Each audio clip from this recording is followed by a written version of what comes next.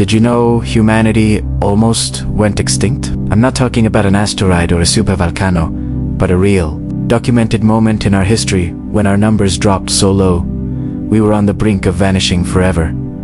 This isn't a sci-fi plot, it's a chapter from our own past. Imagine a world, about 74,000 years ago, suddenly thrown into chaos. A massive volcanic eruption, the Toba supereruption, blankets the planet in a thick layer of ash. The sun is blotted out, not for days, but for years. Temperatures plummet, creating a volcanic winter that grips the globe. Plants, wheat or animals that humans relied on for food disappear, and our ancestors are left shivering in a dark, hostile world. This wasn't just a tough winter, it was an existential crisis. Genetic studies suggest that the entire human population might have been reduced to just a few thousand individuals. Think about that, fewer people than a small town today, scattered across the entire planet. That's how close we came. We were an endangered species, teetering on a knife's edge. One more catastrophe, one failed hunt, one harsh season too many, and human history could have ended right there. So, how did we survive this planetary deep freeze? How did a handful of scattered, vulnerable people pull through when so many other species didn't? The answer lies in the very things that make us human. Our intelligence, our ability to innovate, and most importantly, our capacity for cooperation. Faced with scarcity, our ancestors didn't just give up. They adapted. They developed more complex tools to hunt the scarce remaining game. They learned to exploit new food sources, perhaps coastal resources like shellfish, which were less affected by the volcanic winter. They likely formed tighter-knit social groups, where sharing resources and knowledge wasn't just a nice idea, it was the only way to live. Every piece of food shared, every new technique taught, every child protected by the group was a small victory against extinction. This period, known as a genetic bottleneck, had a profound impact on our species. It means all of us today are descendants of that small, resilient group of survivors. This shared ancestry is written in our DNA, but it also forged our spirit, the ability to problem solve under pressure, to work together toward a common goal, and to pass down wisdom through generations. These traits were sharpened in the crucible of new. This wasn't our only close call.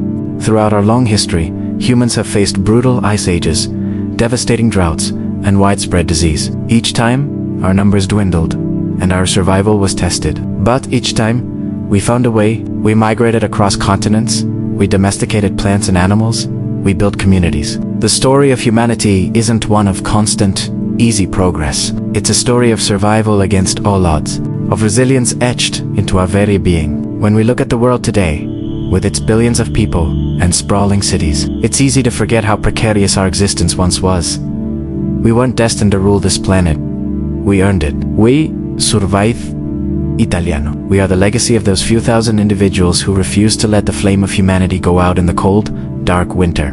They endured so that we could be here, telling their story. This incredible journey from the brink of extinction to global dominance is a powerful reminder of our species' fragility and our remarkable strength. It's a testament to the idea that, when faced with the ultimate challenge, our greatest asset is each other.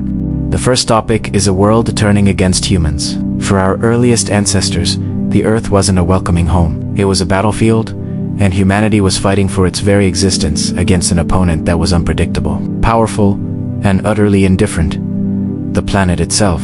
Long before the first cities were built, before a single seed was ever planted for farming, our ancestors lived in a world of constant, violent change. We're talking about a period tens of thousands of years ago, when the Earth was in the grip of dramatic climate swings. Imagine waking up one day to find the world you knew was gone. Temperatures would plummet without warning. Massive ice sheets, miles thick, would creep across the continents, swallowing forests and entire landscapes.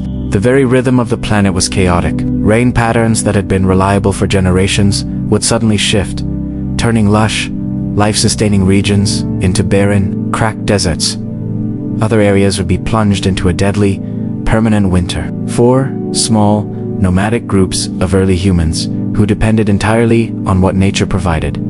This was nothing short of catastrophic. Their entire world was being ripped apart. With the environment in turmoil, the most immediate crisis was food. The plants that people had relied on for food and medicine simply stopped growing. The great herds of animals, they hunted mammoths, bison, wild horses were forced to migrate to find new grazing lands, or they simply went extinct, unable to cope with the rapid changes. Every hunt became a desperate gamble. It was more dangerous, more exhausting, and offered less and less reward. Think about the pressure. A single failed hunt didn't just mean going hungry for a day, it could mean starvation for your entire family, your entire group.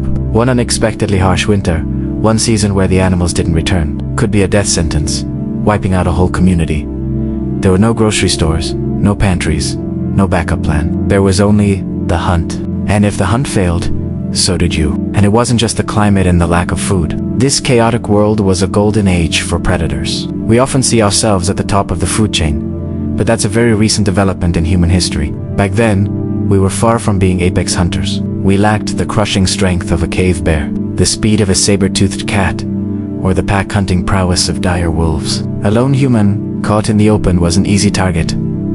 Our ancestors were preyed. Survival depended on a level of awareness that's almost impossible for us to comprehend today. It meant constant vigilance of every snapped twig, every strange scent on the wind. Every shadow moving at the edge of your vision could signal an imminent attack. You had to sense danger before it arrived, because a moment's inattention could be your last. Sleep itself was a risk.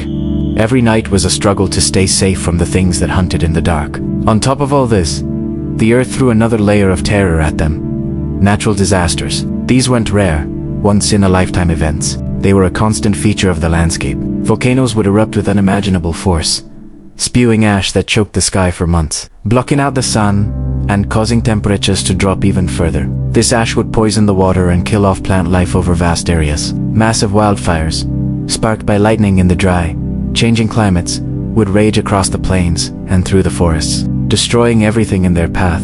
Entire ecosystems would be incinerated in a matter of days. And then there were the floods. Sudden torrential rains, or the rapid melting of glaciers, could send walls of water surging through valleys, erasing campsites and drowning anyone caught in the way. In other places, crippling droughts would last for years, forcing desperate migrations in search of a single drop of water. The earth wasn't just passively hostile, it felt like it was actively trying to eliminate them. It attacked relentlessly, and from every possible direction. There was no safe place, no sanctuary, where you could rest and feel secure. The ground itself could betray you. But what truly made this period so terrifying, what pushed humanity to the absolute brink, was the crushing weight of uncertainty. We live in a world of patterns and predictions. We have calendars, weather forecasts, and scientific models. Our ancestors had none of that. They couldn't predict the changing of the seasons. They didn't understand why the rains had stopped, or why the winters were getting longer and colder. They had no reliable way to store large amounts of food to survive a lean period. Every single decision was a life or death calculation, filled with risk. Do we stay in this valley where the hunting has been good? Or do we move on before the herds disappear? If we move too early, we might walk into a barren wasteland and starve. If we stay too long, we might get trapped by the coming ice and freeze. Which direction do we go? What lies over that next mountain range? More food or more predators? Every choice was a gamble with the highest possible stakes. This hostile world forged the human spirit in a crucible of fire and ice. It pushed our ancestors to the very edge of extinction. Survival was no longer just about being strong or having endurance. It became a frantic race to adapt. It was about learning faster than ever before, changing behaviors on the fly, and inventing new solutions to new problems. It was about community, communication, and passing knowledge down from one generation to the next. This wasn't just a difficult time in human history. It was arguably our species' closest call. It was a period when our greatest enemy wasn't another tribe or a fearsome beast, but the planet itself. The fact that we are here today is a testament to the incredible resilience, ingenuity, and sheer will to survive of those who faced a world that seemed determined to wipe them out. They didn't just endure, they adapted, they overcame, and they laid the foundation for everything that was to come. The second topic is when population nearly collapsed. Did you know humanity almost went extinct? Not once, but possibly several times. We picture our ancestors as tough, resilient survivors, but the truth is far more fragile. There were moments in our deep past when the entire human population on Earth dropped to just a few thousand individuals. Imagine that. The number of people in a small town today was once the total for our entire species, scattered across a hostile planet. These weren't just tough times. They were bottlenecks, genetic choke points, where humanity was squeezed to the very brink of disappearing forever. Entire family lines, entire cultures, entire branches of the human tree were simply snipped away by disease, starvation, or a sudden climate shift. One bad winter, one failed hunt, one volcanic eruption could have been the end. Game over for Homo sapiens. So what happened? What pushed us so close to the edge? The culprit was often the climate. Earth has gone through dramatic cycles of ice ages and warming periods. About 74,000 years ago, the Mount Toba supervolcano erupted in what is now Indonesia. It was an explosion of almost unimaginable scale, 1,000 times more powerful than Mount St. Helens.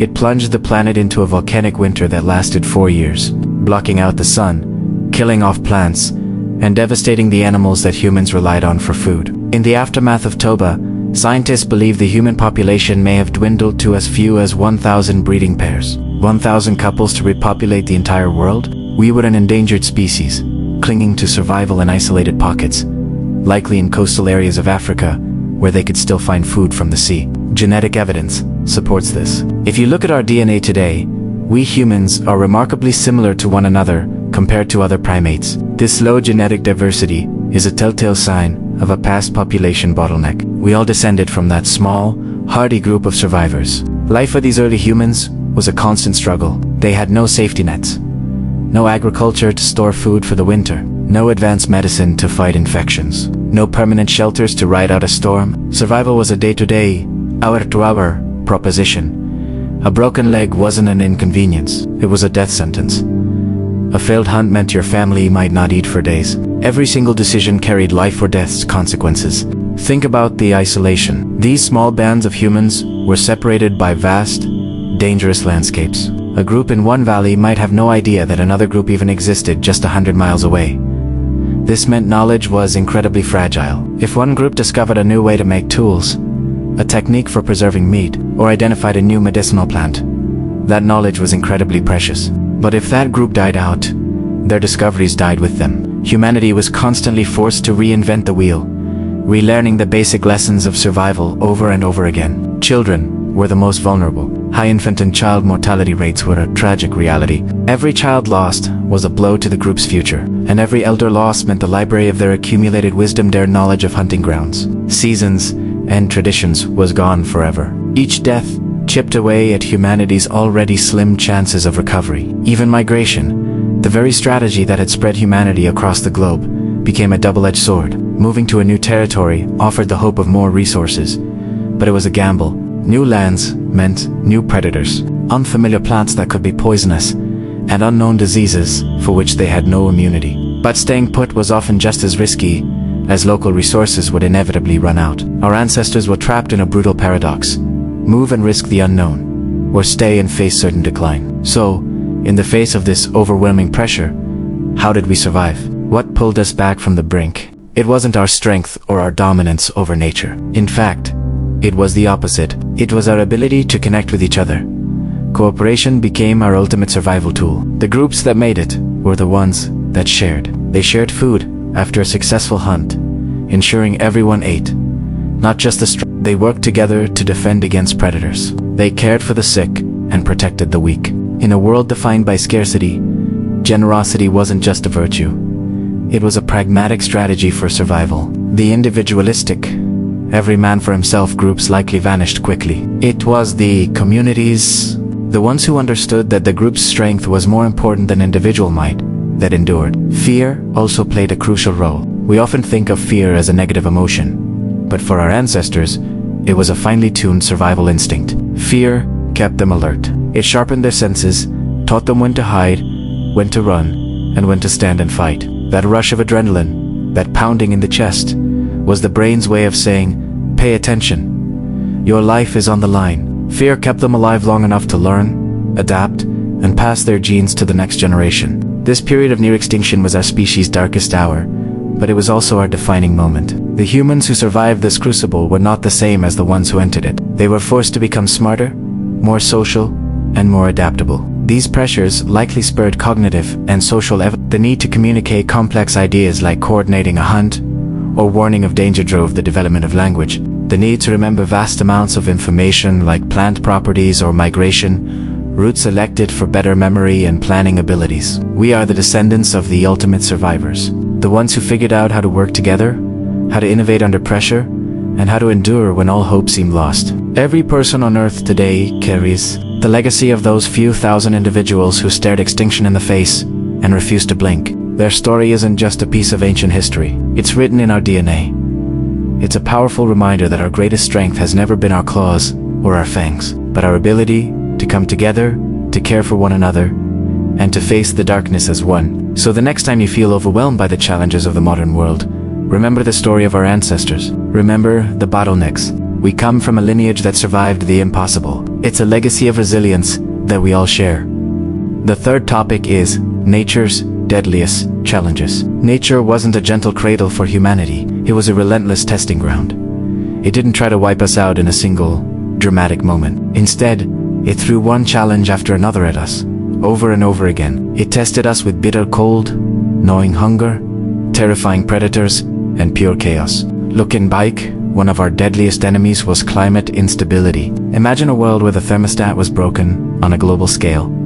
Temperatures didn't just gradually get colder, they swung violently. Warm, comfortable periods would suddenly plunge into brutal ice ages. Massive sheets of ice would crawl across continents, swallowing landscapes, cutting off ancient migration routes, and completely destroying the ecosystems our ancestors relied on for survival. What was once a lush, green hunting ground could become a barren, icy desert in a geological blink of an eye. And the cold wasn't just an inconvenience. It was lethal. Without the advanced clothing or insulated shelters we have today, exposure could kill in a matter of hours. A sudden drop in temperature at night could be a death sentence. Fire, our greatest ally, was a fickle friend. Trying to keep a flame alive during relentless rain or howling winds was a constant struggle. A single powerful storm could extinguish a tribe's only source of warmth and hope in the same breath. With the cold came hunger.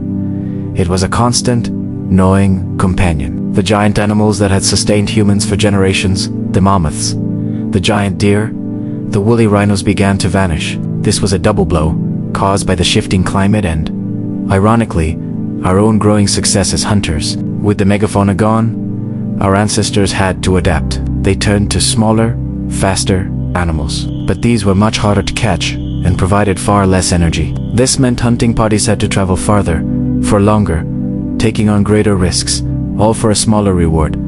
Every hunt became a high-stakes gamble, and we weren't the only ones hunting. In this ancient world, humans were far from the apex predators we are today. The landscape was dominated by creatures that saw us as prey. Enormous saber-toothed cats, powerful cave lions, relentless wolf packs, and bone-crushing hyenas were a constant threat. An early human, alone and caught off guard, was an easy target. Even in groups, a single mistake, a moment of inattention, could be fatal. The hunter could become the hunted in an instant. Beyond the visible threats, silent killers lurked everywhere. Disease was a constant danger. As human groups migrated into new territories, they encountered a whole world of unfamiliar bacteria, viruses, and parasites. They had no natural immunity, and of course, no medicine. A simple cut or a broken bone, something we barely think about today, could lead to a deadly infection. A hunter might survive a terrifying encounter with a beast, only to die a slow, agonizing death days later from the festering wound. Infections could spread through a small band of people like wildfire, wiping out entire families. As if all that wasn't enough, nature unleashed its raw power in the form of disasters. Volcanoes would erupt, spewing ash into the atmosphere, blocking out the sun, causing temperatures to plummet and killing off plant life for years. Rivers would swell, and catastrophic floods could wipe out an entire settlement overnight, washing away people, tools, and precious food stores.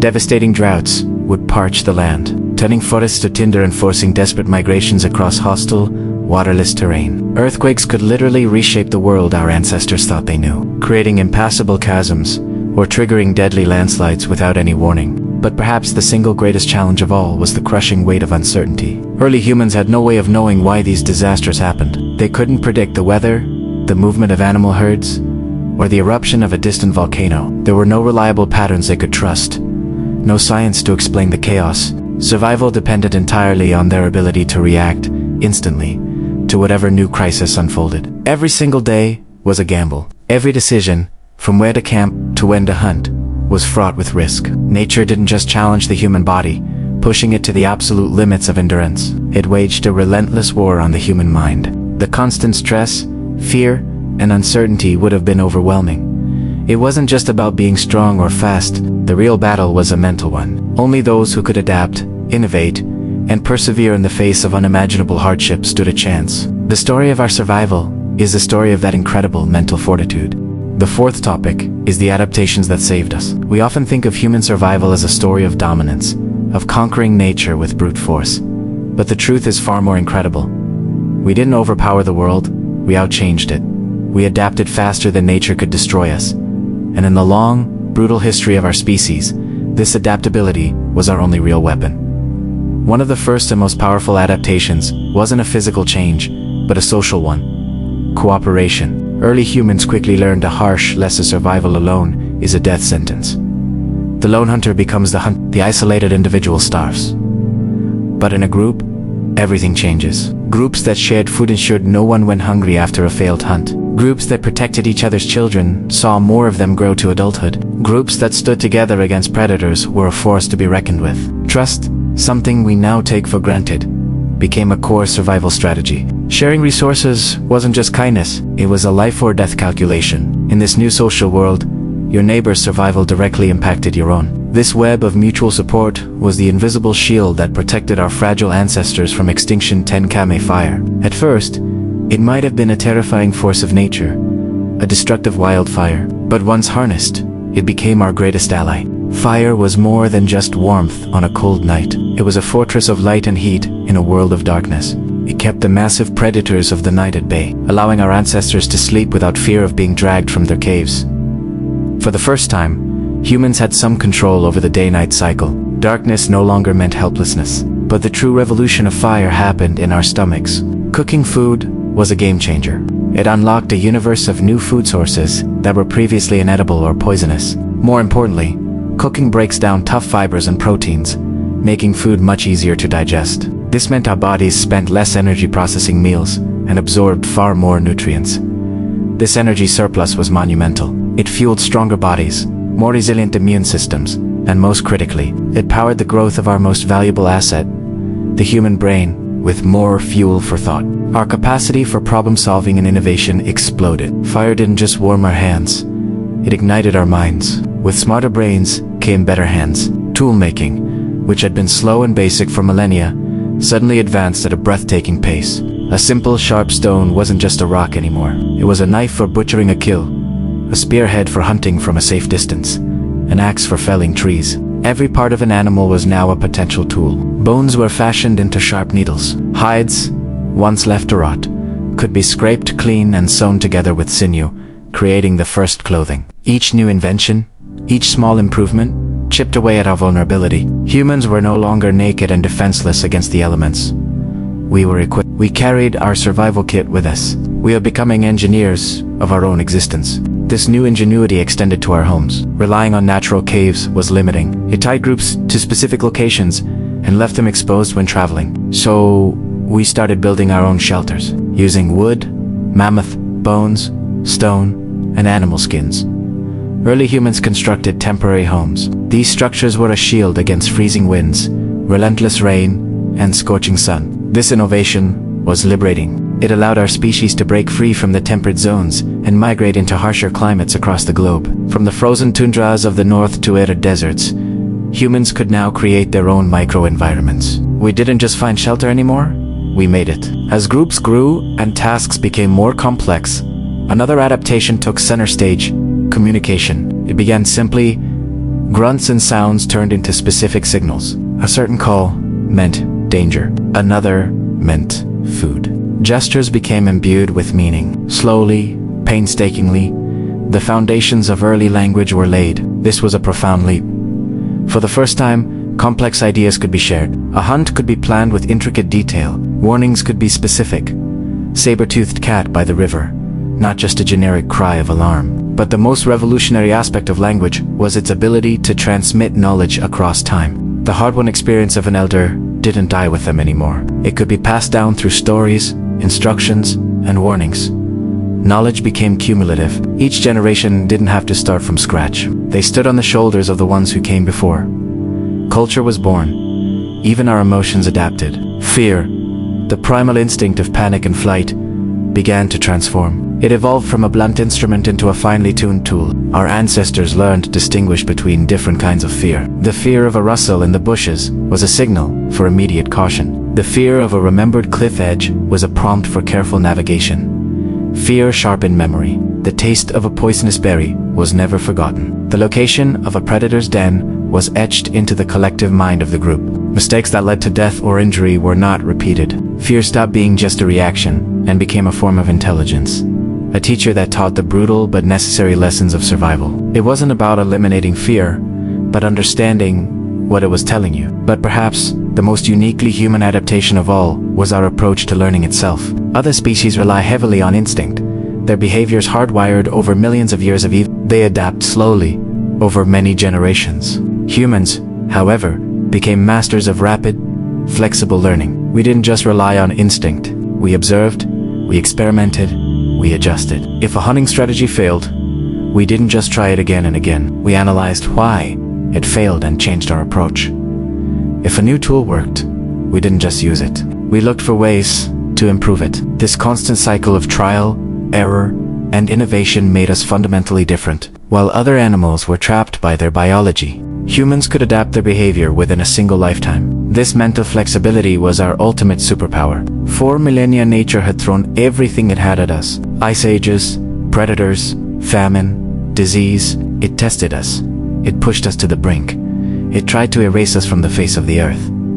But with each challenge, it forced us to become smarter, more cooperative, more resourceful. It hammered our fragile species on the anvil of adversity. And instead of shattering, we were forged into something new. By the time the world realized that this strange, upright ape wasn't going to just disappear, it was already too late. Humanity had crossed a critical threshold, from a vulnerable species teetering on the edge of extinction to the planet's ultimate adaptive survivors. The closest call in the history of our existence was finally over, and the human journey had truly begun. The fifth topic is why other species disappeared. Have you ever wondered how we, a species that once stood on the very edge of extinction, managed to become the dominant force on this planet? It's a fascinating question, because we weren't alone. The ancient world was teeming with life, filled with powerful, incredibly well-adapted species. Many were stronger, faster, and far better equipped for survival than our early ancestors. Think about it: massive mammoths, giant ground sloths, and terrifying predators like the saber-toothed cat. Yet, almost all of them are gone. They disappeared while we remained. So what was the difference? It wasn't about brute strength or raw power. The secret to our survival and their demise can be summed up in one word: adaptability. Let's rewind the clock. Many of the large animals, the megafauna, depended on stability. They were perfectly tuned to their environments, thriving when things stayed predictable. Their entire existence was built on a foundation of consistency. But the Earth during this period was anything but stable. The climate was in constant flux. Massive rapid shifts turned lush forests into barren plains, and warm climates into icy sometimes in the span of just a few generations. Habitats were changing faster than these animals could cope with. Their reliable food sources vanished almost overnight. For a creature like a woolly mammoth, which needed to consume hundreds of pounds of vegetation every single day, this was a death sentence. Their immense size, once their greatest advantage, became their fatal weakness. When the ecosystems they relied on collapsed, they simply couldn't adjust their diets or their lifestyles fast enough to survive. And it wasn't just the giant animals that faced this fate. Our own relatives, other human-like species, also disappeared. The Neanderthals, the Denisovans, and other hominins were not primitive brutes. They were intelligent, they were skilled hunters, and they were physically strong, in many ways more robust than Homo sapiens. So why are we here, and they are not? The evidence suggests a crucial difference in social structure. These other hominins likely lived in smaller, more isolated groups. They were masters of their local territories, but their networks were limited. When disaster struck, a sudden volcanic winter, a new disease, or the collapse of a key food source, that isolation became deadly. There was no one to turn to for help, no neighboring group to share new survival strategies with. They were on their own, and in a rapidly changing world, being alone is incredibly dangerous. This is where early modern humans had a distinct advantage. We were social butterflies. We didn't just live in small family units. We formed wider, more extensive social networks. These networks acted like an ancient internet. Information traveled across vast distances. A new tool invented by one group could be shared with another hundreds of miles away. A successful hunting technique could spread like wildfire. A warning about a new predator could save countless lives, while other species, including other hominins, were often stuck repeating the same survival patterns that had worked for thousands of years. Humans were constantly experimenting. We were innovators. We weren't just relying on instinct, which is behavior passed down genetically over millennia. We relied on learning and on culture. We could fail spectacularly one day, learn from our mistakes, and try a completely new approach the next. That incredible speed of cultural adaptation, the ability to change our behavior within a single lifetime, made all the difference in the world. Another critical factor was our stomach. Humans are the ultimate dietary generalists. We are opportunistic omnivores. We could eat plants, fruits, meat, nuts, roots, insects, shellfish, basically whatever was available. This dietary flexibility was a superpower. Many other species were specialists. They depended on a very specific type of food. The giant panda, for example, primarily eats bamboo. If the bamboo disappears, the panda is in serious trouble. Our ancestors didn't have that problem. If the herds of large game moved on, we could switch to fishing. If a drought killed off the local vegetation, we could hunt smaller animals or forage for edible insects. This ability to switch food sources meant that no single ecological collapse could wipe us out completely. We were culinary survivors. Our social structure also played a profound role beyond just sharing information. Humans developed a unique trait. We protected the vulnerable, including the injured and the elderly. This might seem counterintuitive from a purely survival of the fetus perspective, but it was actually a genius long-term strategy. Why? Because the elderly were living libraries. They held generations of knowledge. They remembered the great drought from 50 years ago and knew where to find hidden springs. They remembered which plants were poisonous and which were medicinal. By keeping them alive and part of the group, we preserve this vital information. In many other animal species, when an individual becomes old or injured and can no longer contribute directly to hunting or defense, they are often left behind.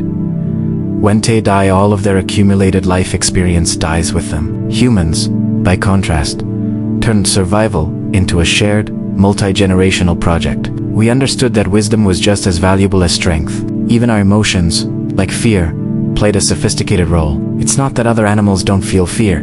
They absolutely do. But humans developed a capacity for what you might call narrative memory. We didn't just fear the lion in front of us. We remembered the story of the cousin who was taken by a lion at the river bend 3 years ago. This ability to attach complex memories and narratives to locations and situations allowed us to learn from the past in a way other species couldn't. We could collectively decide to avoid a certain valley during the migration season, or change our hunting patterns based on experiences that happened years earlier. We used our memories to predict and avoid future danger, turning our past traumas into a survival guide. For most of the species that vanished, extinction wasn't a single, dramatic event. It wasn't one giant asteroid or a sudden global flood. It was a slow, silent, grinding process. Their numbers gradually declined. Their birth rates fell. They faced one environmental disaster after another, each one pushing them a little closer to the brink, until eventually, there was no coming back. It was a death by 1,000 cuts. And the terrifying thing is, our own ancestors stood on that very same path. We faced the same climate chaos, the same disappearing food sources, the same existential threats. The only difference is that when we came to the edge of the cliff, we didn't fall off. We learned to fly. The great story of our survival is not one of dominance through strength, but of endurance through flexibility. Other species vanished because the world changed, and they could not change with it. They were trapped by their own biology, their own instincts, and their own specialized success. Humans survived because we made change our greatest skill. Our biology gave us a big brain, but it was our culture, our ability to learn, to share, to cooperate, and to adapt that truly saved us. We are the descendants of the ones who didn't just weather the storm, but learned to build a new kind of ship in the middle of it. The world is still changing, faster now than ever before, and that ancient lesson remains just as relevant today. The future belongs not to the strongest, but to the most adaptable.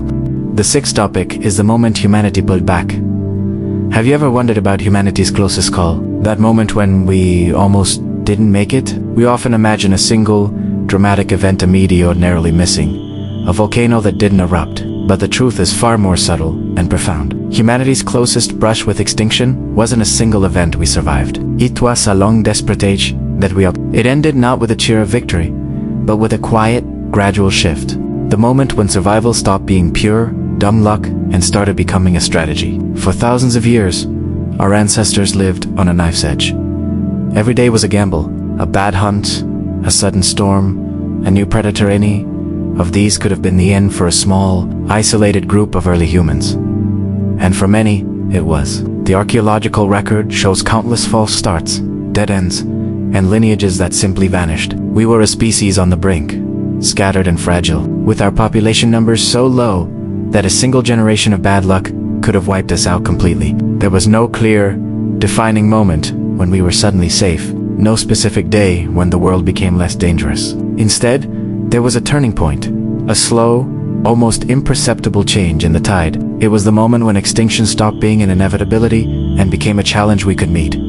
How did this happen? It wasn't one big invention. It was a collection of small, crucial advancements that started to stack up. First, our numbers began to stabilize. The constant, terrifying decline in population slowed, then halted. For the first time in a long time, more people were being born than were dying. Groups, once perilously small, grew slightly larger. A family of 10 became a clan of 20. This might not sound like much, but it was a revolution. A larger group meant more hands for hunting, more eyes for watching out for danger, and a better chance of caring for the sick and injured. It created a buffer against disaster. Just as importantly, knowledge began to accumulate instead of disappearing in a tiny, struggling group. When an elder died, their lifetime of experience died with them. The knowledge of which plants were poison, where to find water in a drought, how to track a specific animal, all of it could be lost in an instant. But as groups grew and became more stable, this precious information started to stick around. It was passed from one person to another, from one generation to the next. For the first time, human knowledge was becoming immortal. This led to a fundamental change in our relationship with the world. We began to control our environment, not just react to it. Fire is a perfect example. Early humans likely used fire they found, perhaps from a lightning strike. But then, we learned to manage it deliberately. We learned to keep it going, to transport it, and eventually, to create it on command. A managed fire wasn't just for warmth. It was a weapon against predators, a tool for cooking food to make it safer and more nutritious, and a central point for social life. The campfire became the first classroom, the first theater, and the first fortress. Our homes changed too. We moved from simply seeking shelter to planning our camps. We chose locations, for strategic reasons, near a freshwater source, with a good vantage point, protected from the wind. Migration became less of a desperate flight and more of a calculated, seasonal journey. We started following the herds, moving to where the fruits would be ripe. We were no longer just stumbling through the wilderness. We were beginning to map it in our minds. We started anticipating danger instead of walking straight into it. And this is where communication became our superpower. The ability to share complex ideas transformed our existence. Language allowed us to do more than just shout a warning. We could explain what the danger was, where it was, and how to avoid it. Stories became a vessel for survival knowledge. A tale about a brave hunter wasn't just entertainment. It was a lesson in how to face a cave bear and live. A myth about a treacherous river wasn't just a story. It was a permanent warning embedded in the culture. Through these stories and shared memories, knowledge began to live beyond individual lifetimes. Children grew up, not just learning from their own mistakes, but from the mistakes of generations before them. They were taught what to fear, and, crucially, how to face that fear. This collective memory formed the basis of tradition. Rituals, social rules, and customs weren't just arbitrary. Many were sophisticated survival guides, refined over centuries. With this new foundation of shared knowledge, leadership changed. The leader was no longer just the strongest or the most aggressive. True leadership emerged from experience. The elder who could predict the coming winter, the hunter who knew the secret ways of the bison, the woman who could find healing herbs, these were the people who guided decisions. Their authority came not from power, but from wisdom that kept the group alive. As a result, our relationship with fear itself evolved. For an animal, fear is a simple, paralyzing instinct. Run, hide, or fight. For early humans, it must have been the same, a constant, knowing terror of the unknown. But as we learn more, fear transformed. It no longer paralyzed us. It informed us. It became a tool. Humans didn't stop fearing nature. They learned to read it. The shape of the clouds, The direction of the wind, the sudden silence of birds, the strange behavior of a herdaldes became signals. We started seeing patterns where we once saw only chaos. A change in the wind didn't just mean it was getting colder. It could mean a storm was hours away, giving us time to find shelter. The flight of birds could point the way to water or signal a predator nearby. Survival became smarter, more calculated. We were becoming masters of foresight. With this new confidence and capability, we began to expand again. Slowly but surely, humans ventured out of familiar lands and into new territories. We adapted to scorching deserts, frozen ice sheets, dense forests, and rugged coast. Each new environment we conquered was another victory against extinction. It proved our adaptability. If a catastrophe wiped out the humans in one region, the species would live on in another. We diversified our portfolio of survival, spreading the risk across the entire planet. What once threatened to erase us, now shaped to us. The constant pressure of near extinction sculpted our bodies and our minds. The scars of this period remain inside every one of us, deep in our psychology. Our deep-seated anxiety, our instinct to look for patterns, our caution in the face of the unknown, our obsession with preparing for the future. These aren't modern flaws. They are ancient echoes of humanity's closest call. They are the mental traits that kept our ancestors alive when survival was a minute-by-minute struggle. Every single person alive today carries the legacy of those who survived when survival was not guaranteed. Think about that. You are here not because extinction happened to miss us, but because our ancestors outthought it, outplanned it, and outlearned it. They didn't win through brute force. They won by becoming the most adaptable, communicative, and cooperative species on the planet. Humanity didn't win this fight easily. We survived by the narrowest of margins. For a very long time, the odds were stacked against us. But that near loss, that prolonged period of desperation, became the foundation for everything that followed. It forged our intelligence, our social bonds, and our resilience. The fact that we almost lost is the very reason we eventually won. And that is a story worth remembering. Thanks for watching. If you found this journey into our deep past as fascinating as I did, don't forget to like this video and subscribe to the channel for more stories about our incredible human journey. We'll see you in the next one.